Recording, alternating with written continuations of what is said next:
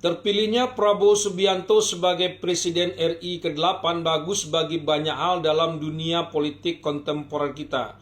Pertama, Prabowo terpilih setelah 4 kali, bahkan 5 kali Pilpres kalau dihitung dari Prabowo mengikuti konvensi Partai Golkar tahun 2004 lalu. Dengan kata lain, tak ada Pilpres langsung sejak era reformasi yang tak diikuti oleh Prabowo. Nilai-nilai kejuangan, kegigihan, keuletan, pantang menyerah, jatuh bangkit lagi, bukanlah sekedar kata-kata mutiara, tapi wujud dalam kenyataan. Prabowo tak bisa dinasihati dengan kata-kata seperti itu. Sosok atau perjalanan hidup Prabowo itu sendiri sudah wujud atau sudah menggambarkan hal itu semua. Bukankah nasihat yang baik itu bukan hanya berupa kata-kata manis, tapi wujud dalam tindakan atau perbuatan nyata?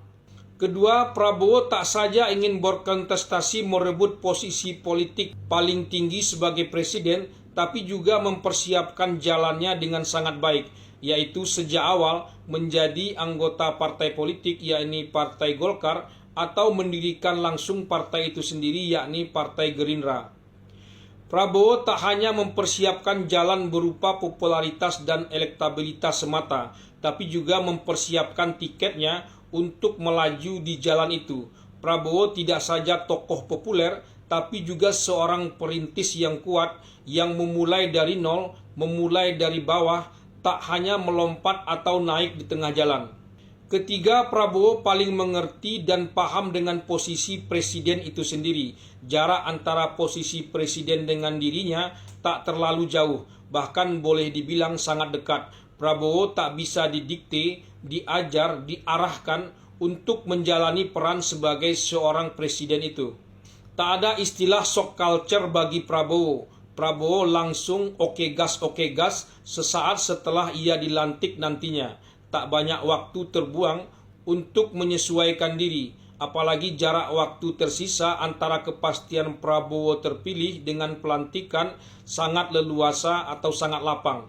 Keempat, Prabowo mengembalikan sejarah posisi politik tertinggi untuk atau melalui jalur partai politik yang sempat dirusak oleh Jokowi, bahkan hampir saja diperparah oleh Anies Baswedan seandainya Anies Baswedan yang keluar sebagai pemenang pada Pilpres lalu.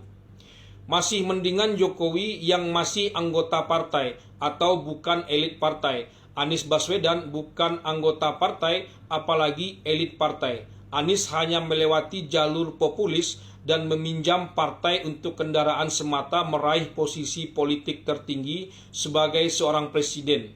Lihatlah Abdurrahman Wahid alias Gus Dur, lalu beralih ke Megawati dan lanjut ke SBY. Semua orang-orang yang dibesarkan atau membesarkan partai sebagai pendiri. Agak senjang saat beralih ke Jokowi. Tapi Jokowi sendiri yang ikut serta memperbaiki dengan memberikan ruang yang luas dan memadai untuk Prabowo. Bisa jadi Jokowi sadar betapa sulitnya kalau yang menjabat posisi politik tertinggi itu bukanlah berasal dari orang partai. Istilah SBY akan ada matahari kembar. Tak hanya sulit, tapi juga bisa sangat panas dan berantakan ujungnya. Di atas presiden masih ada presiden lagi. Akan sangat sulit. Jadi sudah betul kalau Anies Baswedan mendirikan partai untuk nyapres pada tahun 2029 nanti. Prabowo saja kalah berkali-kali, Anies baru kalah sekali. Harusnya Anies tak putus asa. Kalau tidak bisa tahun 2029 nanti, bisa 2034 dan 2039. Menjadi presiden tanpa partai sudah ditutup oleh Jokowi selama 2 periode. Karena itu Jokowi agaknya juga tak akan mendirikan partai selesai menjabat sebagai presiden nanti. Jokowi memulai jadi presiden bukan lewat jalur partai, tapi Jokowi juga yang mengakhirinya.